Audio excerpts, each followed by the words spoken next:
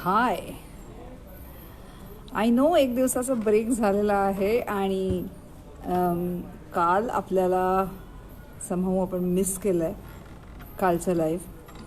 त्यामुळे आज आमच्याकडे लाईट नाही आहे, काहीतरी काम चालू आहे आणि तरीसुद्धा मी म्हटलं की let's do it from the terrace. त्यामुळे टेरेसवरती थोडीशी हवा आहे आणि त्याच्यामुळे आम ओके आपण स्टार्ट करूया. मी असं म्हटलं की समजा अरुणिमा एका पायावरती जर एव्हरेस्ट चढून जात असेल तर एवढीशी असुविधा तर मला सहन करायला हवी.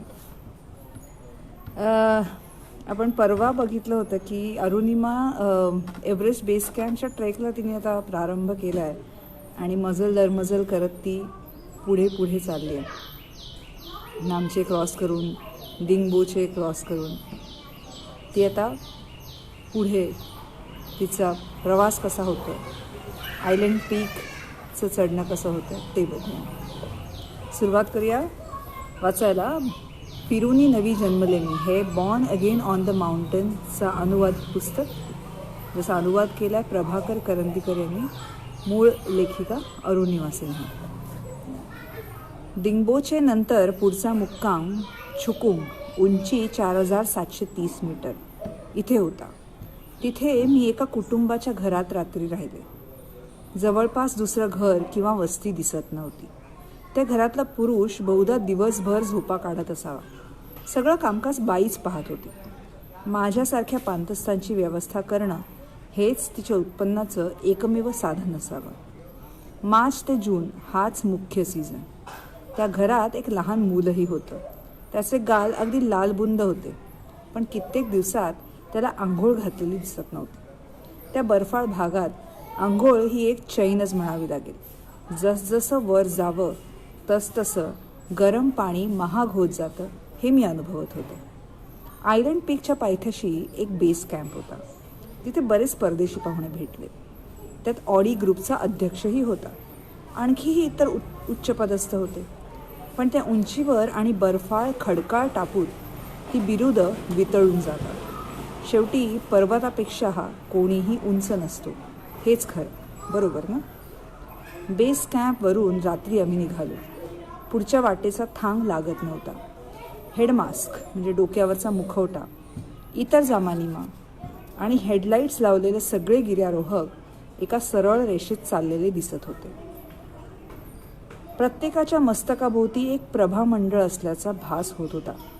निसर्गाच्या मिठीत गुरफटून चालताना मला मिसेस मुखर्जी म्हणाल्या होत्या ते आठवलं, जितके वर जाल तितके तुम्ही ईश्वराच्या निकट जाता. माझ्या मागून येणारे लोक मला ओव्हरटेक करून पुढे जात होते. पायथ्याशी आल्यानंतर आता पुढे बर्फाळ टापू होता. त्यामुळे बुटांच्या तळव्यावर क्रॅम्पॉन्स चढवावे लागले.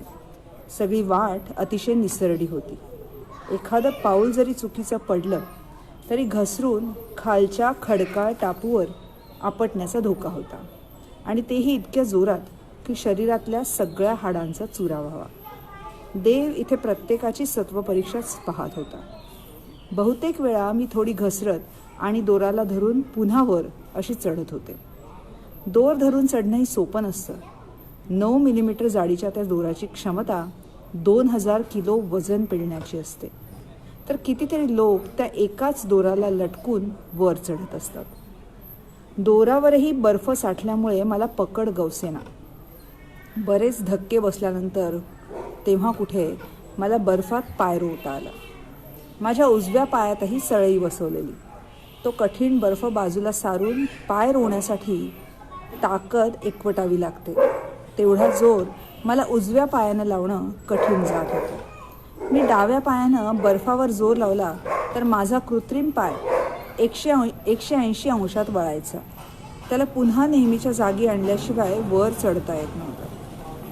हवेत लोंबकळत तो पाय पुन्हा सरळ रेषेत आणणं फारच अवघड जात होतं. वेडवाकडं मुडपून आणि वळवून अशा एका अंशात येणं की तो डावा पाय सुटा करून पुन्हा योग्य जागी आणि कोनात बसवता येईल, आणि तेही हवेत लोंबकळत्या अवस्थेत, ही माझी खरंच सत्वपरीक्षा होती. जर चुकून तो पाय माझ्या हातातून सुटला असता तर हजारो फूट खाली खाईत पडला असता आणि मी तशीच हवेत लटकले असते. एका पायावर मला वरही चढता आलं नसतं आणि खालीही येता आलं नसतं. त्या नुसत्या कल्पनेनंच आजही माझ्या अंगावर काटा येतो. दुसरीही एक समस्या होती. हातांनी दोर पकडायचा आणि पायांनी कठीण बर्फावर धक्के देत वर वर चढायचं म्हणजे अगदी कर्मकठीण. इंग्रजीत अपहिल टास्क म्हणजे दुष्कर चढण असा शब्दप्रयोग आहे. त्याचा अर्थ मला आयलंड पीकच्या चढाईत समजला. माझे पाय रक्तबंबाळ होऊन वरचे वर रक्त ठिपकतच होतं. माझ्या पायातून होणारा रक्तस्राव आणि मला होणाऱ्या वेदना पाहून शेर्पा हादरून मला सांगू लागला की आपण परत फिरूया. मी फक्त हसले. मी इथपर्यंत आले होते ते माघार घेण्यासाठी नाही, हे त्याला कसं समजावं. तशीच आदळआपट करत मी 500 फुटांचा तो कडा चढून गेले. निसर्गाच्या प्रतापामुळे हतबल झालेले माझ्यासारखे आणखीही काही जण होते. त्यापैकी एक रामलाल. त्याला उलट्या व्हायला लागल्या. आता पुढे जाणं शक्य नाही अशी खूण करत त्यानं बर्फावर बसकण मारली. हे काही चांगलं लक्षण नव्हतं. त्याला थोड्या प्रोत्साहनाची गरज होती. मी माझी चाल थोडी मंद करून त्याच्याजवळ थांबले आणि त्याला सांगितलं, धीर सोडू नकोस, उठ आणि संकटाचा मुकाबला कर. त्यानं कशीबशी मान डोलावली. मनाचा हिय्या करून त्यानं शारीरिक थकव्यावर मात करायचं ठरवलं आणि तो पुन्हा वर सरकायला लागला. दुसऱ्याला मदत केली तर आपलंही मनोबल वाढत असावं, कारण रामलालला मदत केल्यानंतर माझाही हुरूप वाढला. चकाकत्या पांढराफेक बर्फावर एखादा धुळीचा कणही उठून दिसतो. त्या बर्फावर रामलालची पिवळ्या रंगाची उलटीसुद्धा चमकत होती. आता 200 किलोमीटर वेगाचे बर्फाळ वारे आमच्या निग्रहाची परीक्षाच पाहत वाहायला लागले. नशिबानं थोड्याच वेळात ते वादळ थोडं शांत झालं. जसजसे आम्ही शिखराकडे जात चाललो तसतसं हवामान सौम्य व्हायला लागलं. अखेर शेवटी शिखर सर झालं. मला तेव्हा कल्पना नव्हती की एखाद्या ॲम्प्युटीने आयलंड पीक सर करणं हा एक विश्वविक्रम होता. कित्येक तज्ज्ञांच्या मते तांत्रिकदृष्ट्या एव्हरेस्टपेक्षाही आयलंड पीक सर करणं जास्त अवघड आहे. दोन्ही चढाया केल्यानंतर मीही आता त्यांच्याशी सहमत. आनंदाची गोष्ट म्हणजे रामलालही शिखराच्या वरपर्यंत पोचला. वाटेत माझे सुजलेले पाय आणि जखमांतून वाहणारं रक्त त्यानं पाहिलं होतं आणि तरीही मी चढत असल्याचं पाहून त्यालाही स्फुरण चढलं. हे असं त्यानं अनेकदा बोलून दाखवलं. शिखरावर वेळ न दवडता लगेच आम्ही बेस कॅम्पकडे प्रयाण केलं. सतत लक्षात आलं की जवळजवळ 12 तास काही न खाता पिता आम्ही सतत चालले होते. निसर्गाच्या लहरीवर सारं काही अवलंबून असल्यामुळे संधी मिळेल तेव्हा आपला कार्यभाग साधावा लागतो. मला आठवलं की माझ्याकडे एक उकडलेलं अंड आणि काही चॉकलेट्स आहेत. मी बॅग उघडून ते अन्न बाहेर काढलं, पण ते अंड पुरतं गोठून गेलं होतं आणि त्याच्यावर जमलेला बर्फाचा थर खरवडून काढायला लागणार होता. मी त्या खटपटीला लागले तेव्हा मला दिसलं की एका चौक पक्षाची भुकेली नजर माझ्यावर रोखली गेली होती. मी अंड्यातला पिवळा बलक आणि एक चॉकलेट त्याला खाऊ घातलं. आम्ही मिट्ट काळोखात चढाईला सुरुवात केली होती. परतताना लख्ख उजेड होता. आम्ही किती कठीण मार्गाने आलो होतो ते आता नीटपणे दिसलं आणि आपण हे कसं करू शकलो याचं आश्चर्य वाटलं. आपण कितीतरी वेळ मृत्यूच्या अगदी निकट होतो या विचारानं मी शहारले. संध्याकाळी 6 वाजेपर्यंत आम्ही बेस कॅम्पवर आलो. काळोख चांगलाच दाटला होता. कित्येक तासानंतर मला जेवायला मिळालं. त्या बर्फाळ प्रदेशात निसर्गविधी करणं हेही मला एक आव्हानच वाटायचं, कारण एकतर माझ्या पायाच्या व्यंगामुळे मला भारतीय पद्धतीच्या शौचकूपावर बसता यायचं नाही. त्यामुळे उभ्यानंच मला प्रातर्विधी आटपावे लागायचे. मासिक पाळी हाताळणं ही आणखी एक समस्या. एरवीसुद्धा पहाडातून चालताना ते अवघडच असतं. त्यातून माझ्या शारीरिक व्यंगामुळे ते आणखीनच कठीण व्हायचं आणि ते खूप लज्जास्पदही असायचं. माझा उजवा पाय खूप सुजला होता. जवळपास मदतीलाही कोणी नव्हतं. गरम पाण्याचा शेक घेत मी जपमाळेवर नामस्मरण करत पडून राहिले. गरम पाण्याची बाटली मी माझ्या स्लीपिंग बॅगमध्येच ठेवली, त्यामुळे थोडी ऊबही आली. आणि ती बाटली बाहेर ठेवली असती तर पाणी गोठून गेलं असतं. वेदना सहन करत तसंच झोपी जायची सवय मी स्वतःला लावून घेतली होती. सकाळी तिबेटियन स्नोकॉक किंवा बार हेडेड गीज सारख्या पक्ष्यांच्या चिवचिवाटानं जाग यायची. त्या पक्ष्यांशी माझं एक सुरेख नातं जळून गेलं होतं.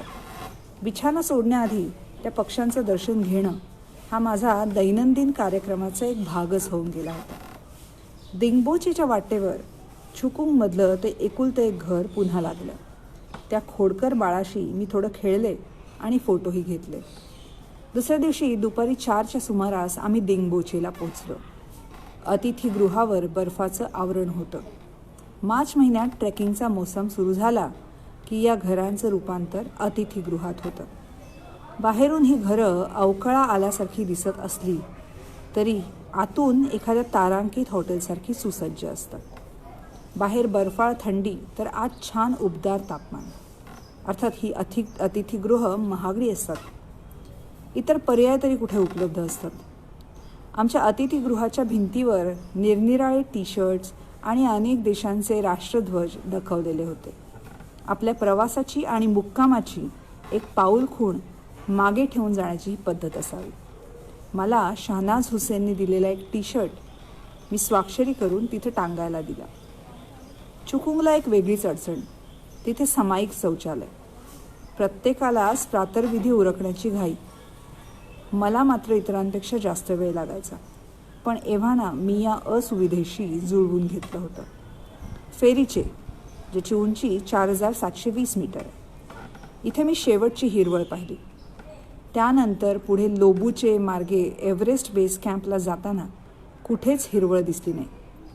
लोबूचेला फराळ करण्यासाठी थोडं थांबलो तेवढंच. मग पुढची वाट पत्थर आणि बर्फाची. असं वाटत होतं की माणसांना पुढे जाऊ न देण्यासाठी हिमसेना प्रयत्नांची शिकस्त करते. तिथली चावरी आणि बोचरी थंडी क्षणोक्षणी कसोटी पाहत होती.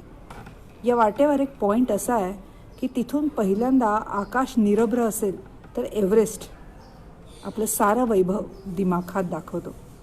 माझ्या सुदैवानं आम्ही तिथे पोहोचलो तेव्हा अगदी स्वच्छ उजेड होता. माझा शेर्पा मला म्हणाला, तो बघा. ते दृश्य पाहून मी खिळून गेले. विचार आला, याच्याचसाठी तर मी सगळ्या हालअपेष्टा सहन करत आले. पुढे काय वाढून ठेवलंय कोण जाणे. मी मूक प्रार्थना केली, पर्वतराजा तुझं दर्शन घडलं, धन्य झाले. शेर्पानं त्या समाधीचा भंग करत पुढे चालण्याची सूचना केली. तो म्हणाला, आता फक्त तो पाहिलात, त्याच्यापर्यंत जायचंय ना, चला तर मग. पुढची वाट इतकी अरुंद आणि निसरडी होती की ती चालून जाणं म्हणजे आत्तापर्यंतची सर्वात अवघड कसोटी होती. एका बाजूला डोंगराच्या फत्तराची कठीण भिंत आणि दुसरीकडे खोल दरी. डोंगर माथ्यावरून अधूनमधून लहान मोठे धोंडे घरंगळत येत होते. ते इतक्या उंचीवरून खाली येत होते की एखादा दगड अंगावर पडला तर कपाळ मोक्ष ठरलेलाच. दगड चुकवण्यासाठी बाजूला सरकणंही अशक्य. दुखापत किंवा मरण यापैकी एकाची निवड करायची असा कठीण पेच होता. अशा वेळी वाटतं की निसर्गापुढे आपण किती ठेंगणे आहोत. त्या प्रसंगातून मी केवळ ईश्वरी कृपेमुळेच वाचले अशी माझी श्रद्धा आहे. मी आज जिवंत आहे हा केवळ त्याचाच कृपाप्रसाद. माझ्या समवेत बरेच जण निघाले होते. त्यापैकी 1-2 माझ्या पुढे होते.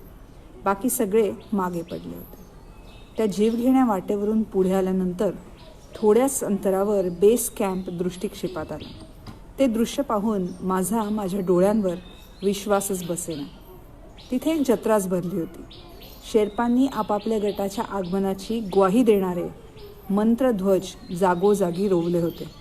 आपला गट सुखरूप येऊन धडकला की शेर्पा जल्लोष करतात. कारण प्रत्येक यशस्वी प्रवासाबरोबर ते शेर्पांची विश्वसनीयता वाढते आणि कमाईही. उदाहरणार्थ त्या बेस कॅम्पपासून पुढे माझ्यासोबत आलेल्या नीमा कांच्या शेर्पाची गणना बहुधा टॉप 10 शेर्पाजमध्ये होत असावी. एका ध्वजावर मोठ्या अक्षरात लिहिलं होतं, इको एव्हरेस्ट 2013. मी याच गटाची सभासद होते. इको याचा अर्थ या पर्वतराजीवरचं पर्यावरण आणि स्वच्छता यांचं संवर्धन करणं. उदाहरणार्थ प्रातर्विधी आटोपल्यानंतर प्रत्येकानं आपापली विष्ठा एका पिशवीत ठेवून त्या पिशवीवर आपलं नाव लिहायचं आणि ती पिशवी बर्फात पुरून ठेवायची. परतीच्या वाटेवर आपापल्या पिशव्या गोळा करायच्या आणि खालपर्यंत घेऊन यायच्या. एव्हरेस्टच्या परिसरात टनावारी केर कचरा साठलाय. त्यात काय नाही, ऑक्सिजनची रिकामी नळकांडी, मलमूत्र, मृतदेह, खराब झालेली किंवा न वापरलेली उपकरणं आणि साधनसामग्री. आता नेपाळ सरकारला जाग आली आहे आणि पहाडांवर स्वच्छता मोहीम सुरू झाली. मला अलीकडेच समजलं की त्यांनी जागोजाग कचऱ्याची विल्हेवाट लावणाऱ्या ज्वलन भट्ट्या, इन्सिनरेटर बसवायला सुरुवात केली. मी इको मोहिमेची सदस्य झाले होते याचा मला आनंद झाला. यापुढेही पर्वतराजी स्वच्छ ठेवण्याचे जे काही उपक्रम आखले जातील त्यात सहभागी व्हायला मला आवडेल. योगायोग असा की मी बेस कॅम्पवर गेले ती तारीख होती 11 एप्रिल 2013. बरोबर याच तारखेला 2 वर्षांपूर्वी मी चालत्या रेल्वेगाडीतून बाहेर फेकली गेले होते. आपण जोपर्यंत हार मानत नाही तोपर्यंत आपल्याला कोणीही नमवू शकत नाही, हेच खरं. कधीमधी लहान सहान अपयश वाटायला येतं, पण ते तुमची परीक्षा पाहण्यासाठी. तुम्ही प्रयत्न सुरूच ठेवायचे असतात. संधीचा कुठला ना कुठला दरवाजा उघडतोच. शेवटी अरुणिमा एव्हरेस्ट बेस कॅम्पवर येऊन पोचली आहे आणि आता हा रंजक प्रवास अजून मनोरंजक, अजून चित्तथरारक होत जाणार आहे, हे तुमच्या लक्षात आलं असेल. त्याची गोष्ट पाहूया उद्या. तोपर्यंत तुम्ही सगळे स्टे होम, स्टे सेफ. मला असं वाटतं की आता हे सांगायची थोडी कमी गरज पडेल. प्रोबॅबली लवकरात लवकर आपलं लॉकडाऊन ओपन होईल. सो आपण त्याची वाट बघूया आणि उद्या बघूया अरुणिमाची पुढची गोष्ट. बाय.